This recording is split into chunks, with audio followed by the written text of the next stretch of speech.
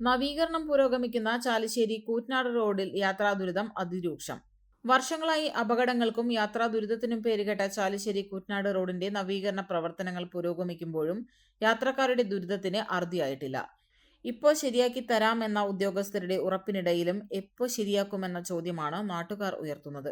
Rebuild Kerala initiative പദ്ധതിയിൽ 63.79 കോടി രൂപ ചിലവിൽ ചാലിശ്ശേരി തണത്തറ പാലം മുതൽ പട്ടാമ്പി തൃത്താല റോഡ് ജംഗ്ഷൻ വരെയുള്ള 14 കിലോമീറ്റർ ദൂരമാണ് BM&BC നിലവാരത്തിൽ നവീകരിക്കുന്നത്.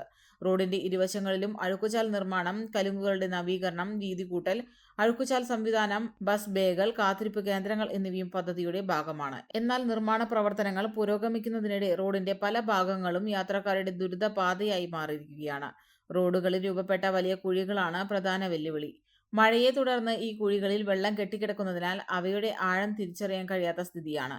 കുഴികൾ ഒഴിവാക്കാനുള്ള ശ്രമത്തിനിടെ വാഹനങ്ങൾ നിയന്ത്രണം വിട്ട് അപകടത്തിൽപ്പെടാനുള്ള സാധ്യതയും വർദ്ധിച്ചിട്ടുണ്ട്. ചാലിശ്ശേരി അങ്ങാടിക്ക് സമീപം ഉൾപ്പെടെ വിവിധ ഭാഗങ്ങളിൽ റോഡിന്റെ വശങ്ങൾ കുഴിച്ചിട്ട നിലയിലാണ്. മഴ ശക്തമായതോടെ കുഴികളിൽ വെള്ളം കെട്ടിക്കിടക്കുന്നതും റോഡരികുകൾ ചെളിക്കുണ്ടുകളായി മാറുകയും ചെയ്തു. ചില ഭാഗങ്ങളിൽ ടാറിംഗ് ഇളകിപ്പോയതും വലിയ കുഴികൾ രൂപപ്പെട്ടതും മൂലം വാഹനങ്ങൾ ബുദ്ധിമുട്ടിയാണ് കടന്നുപോകുന്നത്.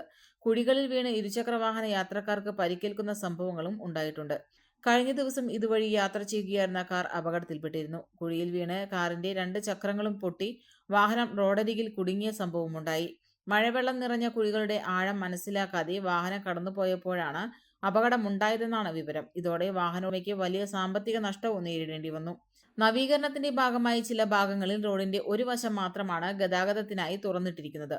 വലിയ വാഹനങ്ങൾ കടന്നുപോകുമ്പോൾ ചെറുവാഹനങ്ങൾ ചെളി നിറഞ്ഞ വശങ്ങളിലേക്ക് മാറേണ്ടി വരുന്നതും അപകട സാധ്യത വർദ്ധിപ്പിക്കുന്നുണ്ട്. റോഡരികിലേക്ക് മാറിയ വാഹനങ്ങൾ ചെളിയിൽ താഴ്ന്നു പോകുന്നതും പതിവായിരിക്കുകയാണ്. നിർമ്മാണ മേഖലയിലെ സുരക്ഷാ സംവിധാനങ്ങളും വിമർശന വിധേയമാണ്.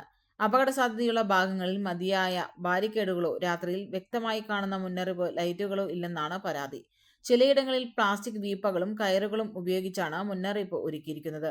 പെരുമ്പിലാവിനെയും പട്ടാമ്പിയെയും ബന്ധിപ്പിക്കുന്ന പ്രധാന സംസ്ഥാന പാതയായതിനാൽ ദിനംപ്രതി ആയിരക്കണക്കിന് വാഹനങ്ങളാണ് ഇതുവഴി കടന്നുപോകുന്നത്.